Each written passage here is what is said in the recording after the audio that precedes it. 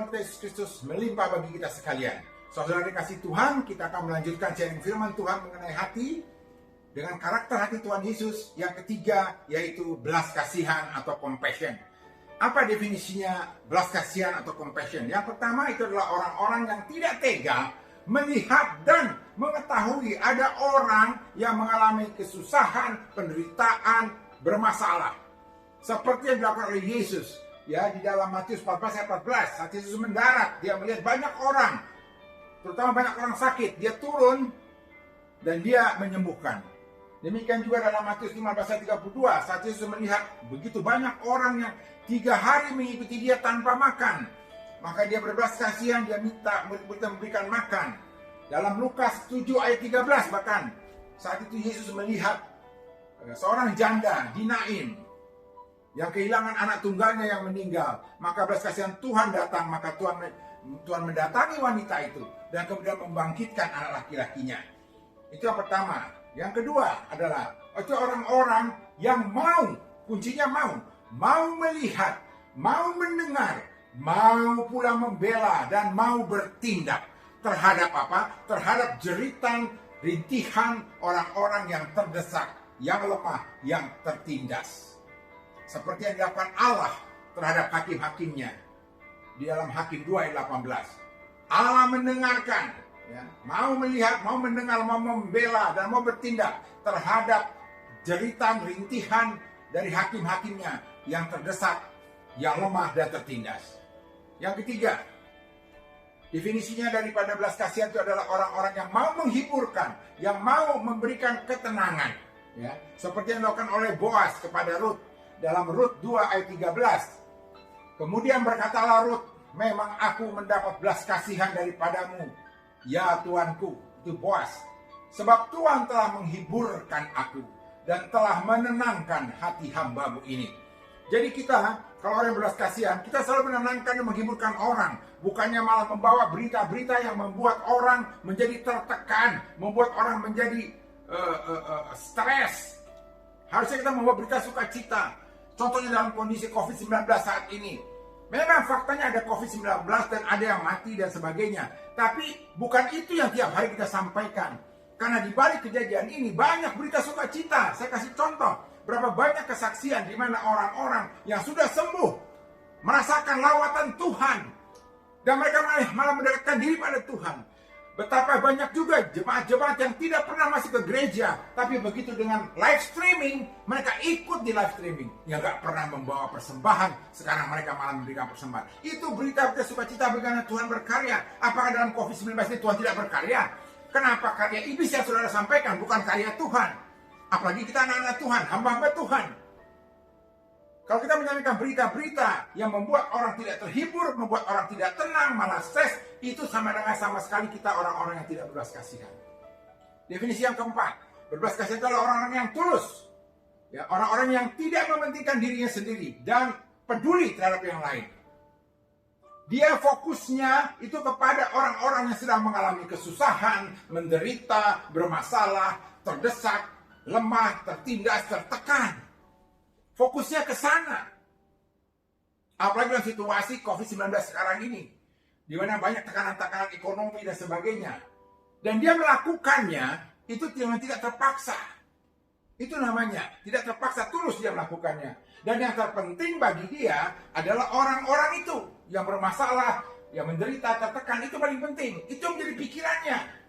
Dan sukacitanya adalah kalau dia bisa meneruskan, membuat orang-orang itu menjadi bahagia dan tercukupkan. Dia tidak mengharapkan pamrih, dia tidak ingin dikenal orang, tidak mengharapkan puji-pujian. Nah, dalam suasana COVID sekarang pun, kita anak-anak Tuhan, hamba Tuhan, juga diminta oleh Tuhan, jangan hanya kita fokus kepada lingkungan keluarga kita atau jemaat di gereja kita, pada tetangga kita mengalami kesulitan, khususnya dalam ekonomi. Kita hanya peduli hanya kepada lingkungan kita saja, dan malah kita berpendapat, ya kan keluarga saya, jemaat saya juga ada masalah. Boro-boro mikirin orang lain, yang saya aja nggak bisa dipikirin. Nah itu yang tingkat belas kasihannya masih sangat-sangat terbatas. Ya, padahal belas kasihan Tuhan itu tidak terbatas. Jadi kita juga dalam kehidupan sehari-hari, Kalau kita itu benar-benar belas kasihan, kita harus hidup dengan tulus memikirkan orang lain, bukan hanya lingkungan kita sendiri, bukan hanya kelompok kita sendiri, tapi juga di luar itu. Nah, sekarang pertanyaannya, mengapa saya harus berbelas kasihan? Kenapa saya harus berbelas kasihan? Yang pertama, karena kita sudah dibenarkan. Kita telah dibenarkan. Apa hubungannya belas kasihan dengan sudah dibenarkan? Mari kita lihat. Dalam Roma 3 ayat 23 sampai 24 dikatakan, karena semua orang telah berbuat dosa dan telah kehilangan kemuliaan Allah, dan oleh kasih karunia telah dibenarkan dengan cuma-cuma karena penebusan dalam Kristus Yesus. Bahkan di dalam Roma 5 ayat 9 dikatakan, lebih-lebih karena kita sekarang telah dibenarkan oleh darahnya. Jadi kita sudah dibenarkan oleh penebusan Kristus, sudah dibenarkan oleh darah Yesus. Nah, kalau kita sudah dibenarkan, artinya kita sudah menjadi orang-orang benar. Nah, kalau orang benar, apa perilaku orang benar itu? Maka di dalam Mazmur 37 ayat 25 sampai 26 dikatakan begini, dahulu aku muda, sekarang aku telah menjadi tua, tapi tidak pernah kulihat orang benar ditinggalkan atau anak cucunya meminta roti. Tiap hari ia, orang benar itu, menaruh belas kasihan dan memberi pinjaman, dan anak cucunya menjadi berkat. Jadi orang benar itu karakternya terlihat benar, yaitu apa? Setiap hari menaruh belas kasihan. Mazmur 37 ayat 25 sampai 26. Pegang firman ini kita akan ungkapkan lagi, akan bahas lagi di sesi berikutnya. Jadi orang benar itu tiap hari dia menaruh belas kasihan. Itu yang pertama. Nah, kalau kita benar-benar menghargai penebusan Kristus dan darah Kristus yang telah membenarkan saya, maka respon saya seharusnya, kalau saya menghargainya, adalah hidup dalam kebenaran. Dan kalau saya hidup dalam kebenaran, artinya setiap hari saya menaruh belas kasihan. Kenapa Tuhan katakan tiap hari menaruh belas kasihan? Karena setiap hari akan ada saja orang yang mengalami kesusahan, orang yang mengalami penderitaan, orang yang mengalami masalah, orang yang terdesak, orang yang lemah dan tertindas. Bukan setahun sekali atau sebulan sekali kita akan mendapatkan orang-orang yang susah, menderita dan seterusnya. Tapi tiap hari ada. Makanya Tuhan menuntut kita sebagai orang benar adalah apa? Setiap hari menaruh belas kasihan. Yang kedua, kenapa saya harus berbelas kasihan? Yaitu karena itu kehendak Tuhan. Di dalam Matius 9 ayat 13, Tuhan Yesus mengatakan, yang ku kehendaki ialah belas kasihan dan bukan persembahan. Dan bukan persembahan. Karena aku datang bukan untuk memanggil orang benar yang akan memberikan persembahan, tetapi orang-orang berdosa yang perlu belas kasihan Allah. Jadi alasan saya kedua berbelas kasihan adalah karena itu memang kehendak Allah. Kalau saya sampai tidak berbelas kasihan, artinya saya menolak, melawan kehendak Bapa, kehendak Tuhan.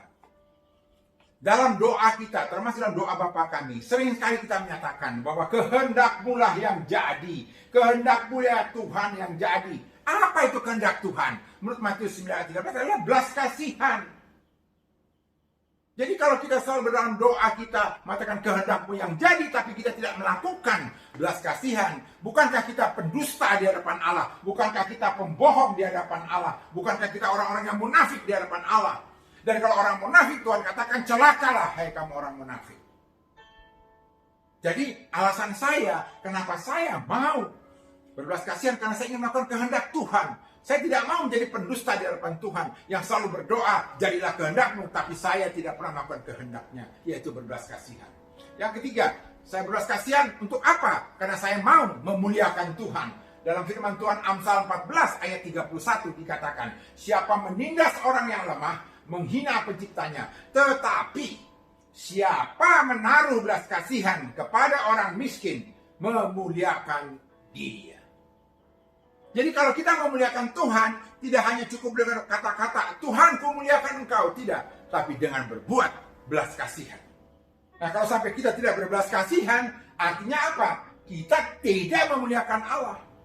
Memuliakan Allah itu harus dengan perbuatan, bukan hanya omongan mulut, tapi dengan perbuatan. Dalam doa dan puji-pujian kita selalu memuliakan Tuhan, memuliakan Tuhan. Tapi yang Tuhan ingin lihat adalah apakah kau melakukannya, belas kasihan. Karena itu tandanya kita memuliakan Dia.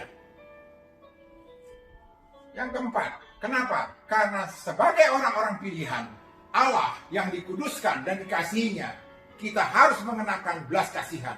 Dalam Kolose 3 ayat 12. Jadi kalau saya sudah jadi orang pilihan, dan sudah dikuduskan, dikasih Tuhan, saya harus memakai belas kasihan dalam kehidupan kita sehari-hari. Kalau saya sampai tidak berbelas kasihan, itu sama juga dengan saya menolak pilihan Allah. Saya menolak kekudusan yang Allah telah berikan pada saya, malah saya tercemar hidup dalam Allah.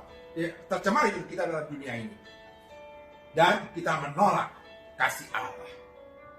Nah, jadi hati-hati. Ya, hati-hati.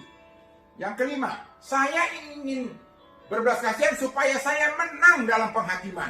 Di dalam Yakobus 2 ayat 13 dikatakan, tetapi belas kasihan akan menang atas penghakiman. Jadi kalau kita akan ada penghakiman, kalau kita hidupnya penuh dengan belas kasihan, maka kita akan menang. Sebaliknya kalau kita tidak berbelas kasihan, Tuhan katakan di dalam Yakobus 2 ayat 13, sebab penghakiman yang tak berbelas kasihan akan berlaku atas orang yang tak berbelas kasihan. Nah itu saya tidak mau. Nanti waktu ada penghakimannya kepada saya, ada penghakiman yang tidak berbelas kasihan. Saya justru ingin menang dalam penghakiman itu. Artinya saya hidup dengan berbelas kasihan. Kenapa? Karena itu kehendak Allah. Itu kehendak Allah. Karena itulah caranya saya memuliakan Allah.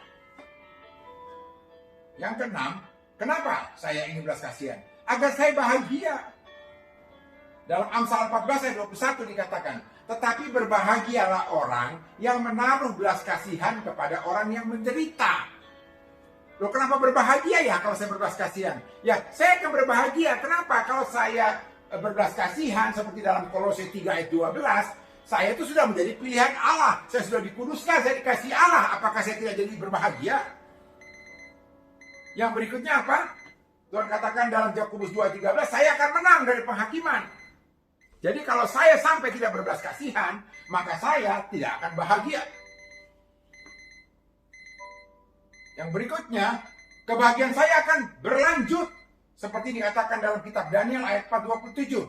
Tunjukkanlah belas kasihan terhadap yang tertindas. Dengan demikian, kebahagiaan Tuanku akan dilanjutkan. Kenapa akan dilanjutkan? Ya karena kalau saya berbahagia itu dilanjutkan. Kenapa? Tuhan katakan dalam Amsal 14:21. Kalau saya menaruh belas kasihan kepada orang yang menderita, saya akan bahagia. Nah kalau terus-menerus saya melakukan itu, ya kebahagiaannya juga akan terus-menerus. Tapi sebaliknya kalau saya tidak berbelas kasihan, ya tidak akan berlanjut kebahagiaan itu. Karena kebahagiaannya sendiri tidak ada.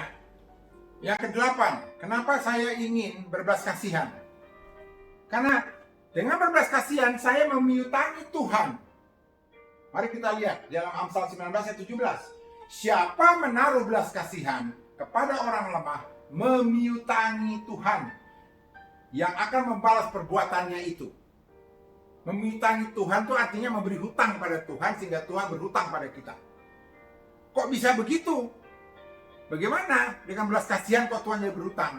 Mari kita lihat dalam Mazmur 10 ayat 14. Dikatakan begini, engkaulah yang melihat kesusahan dan sakit hati, supaya engkau mengambilnya ke dalam tangan.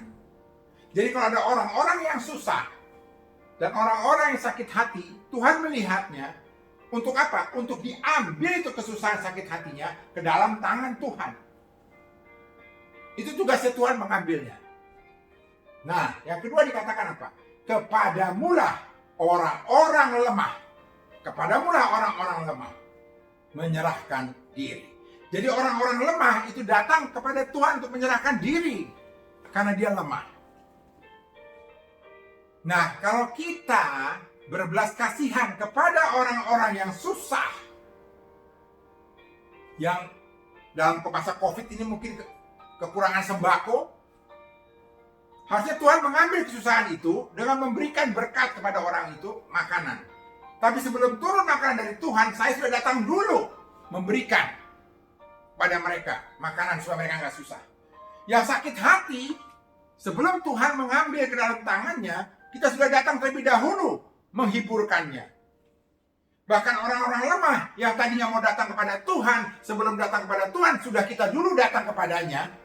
Sehingga kita itu menampung dulu orang-orang lemah ini.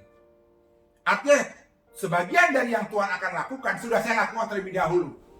Alias, saya sudah talangi dulu. Saya sudah talangi dulu. Itu yang pertama, sehingga Tuhan merasa berhutang sama kita.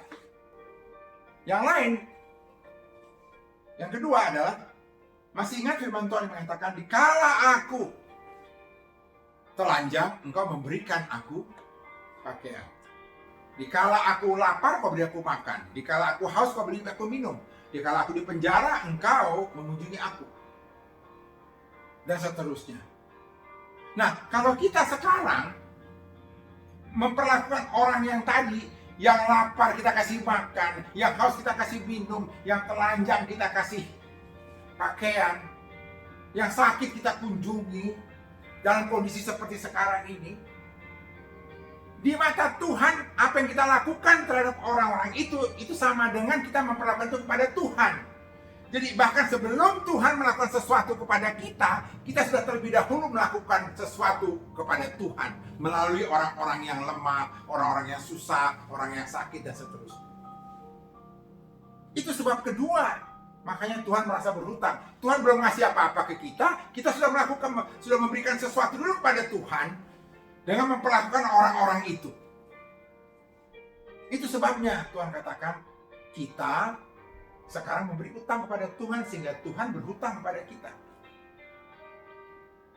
Makanya Tuhan katakan, aku akan membalas. Apa yang Tuhan balas pada orang ini? Karena dia orangnya sudah menolong orang-orang yang susah dan sebagainya karena belas kasihannya. Apa? Dalam Mazmur 41 ayat 1 sampai 3 Tuhan katakan begini, berbahagialah orang yang memperhatikan orang lemah. Kita tadi itu yang berbelas kasihan terhadap orang lemah. Memperhatikan artinya memberi perhatian pada orang lemah. Kita sudah berbelas kasihan pada orang yang lemah. Dan Tuhan katakan apa? Aku akan meluputkannya pada waktu celaka. Itu akan Tuhan berikan pada orang yang berbelas kasihan yang memperhatikan orang lemah tadi. Itu apa? Dia akan luputkan diri dari celaka. Yang kedua apa? Akan melindunginya dan memelihara nyawanya. Sudah ada celaka, kita diluputkan, kita dilindungi, nyawa kita dipelihara. Bahkan dalam Mazmur 41 ayat 3 dikatakan, Allah akan membantu dia di ranjangnya waktu sakit. Di tempat tidurnya, kau pulihkannya sama sekali dari sakitnya. Luar biasa, itu yang Tuhan balaskan. Apa? Coba, kita sudah diselamatkan, nyawa kita diselamatkan, kita tidak akan celaka, dan kalau sakit kita sudah disembuhkan. Luar biasa. Tapi sebaliknya, kalau saya tidak berbelas kasihan, Tuhan tidak punya utang apa-apa sama kita. Tuhan tidak punya hutang, karena saya tidak berbelas kasihan. Artinya apa? Saya menjauhkan diri dari balasan yang akan Tuhan berikan pada saya. Saya menjauhkan diri dari balasan yang Tuhan sudah siapkan bagi kita dalam Mazmur 41 ayat 3. Yaitu apa? Meluputkan dari celaka, melindungi dan memelihara nyawa kita, membantu kita saat sakit, dan memulihkan kita. Dan yang terakhir, kenapa saya berbelas kasihan? Karena saya ingin mujur. Firman Tuhan katakan dalam Mazmur 112 ayat 5. Mujur orang yang menaruh belas kasihan. Kenapa mujur? Kok orang yang berbelas kasihan kenapa mujur? Ya, sebab seperti tadi dalam Mazmur 41 ayat 1 sampai 3, jelas dikatakan, ya jelas saya akan mujur karena saya akan luput dari celaka. Nyawa saya akan dilindungi Tuhan, dipelihara Tuhan. Bahkan kalau sakit pun saya disembuhkan. Bukankah itu orang mujur? Nah, kalau saya tidak berbelas kasihan, maka saya akan jauh dari kemujuran. Maka saya akan celaka. Tidak ada yang melindungi nyawa saya. Dan kalau sakit pun susah sembuhnya. Kalau saya tidak boleh katakan tidak bisa sembuh. Karena ada kemungkinan orang tidak bisa bertobat kan. Tapi yang lebih parah lagi, kalau sampai orang tidak berbelas kasihan, dia bisa celaka. Seperti dalam Matius 23 ayat 23. Gini firman Tuhan. Celakalah kamu hai ahli-ahli Taurat dan orang-orang Farisi, hai kamu orang-orang munafik, sebab persepuluhan dari selasih, adas manis dan jintan, kamu bayar, kamu lakukan. Tetapi yang terpenting dalam hukum Taurat, kamu abaikan, yaitu keadilan dan belas kasihan dan kesetiaan. Jadi kalau tidak belas kasihan malah jadi celaka. Ya tadi kenapa celaka? Kata Tuhan Yesus dalam Matius 23. Ya jelas celaka. Orang Tuhan katakan dalam Mazmur 41 ayat 1 dikatakan apa? Kalau kau berbelas kasihan, maka kau diluputkan pada waktu celaka. Kalau tidak, ya kena celaka. Itulah sebabnya kenapa kita mau berbelas kasihan.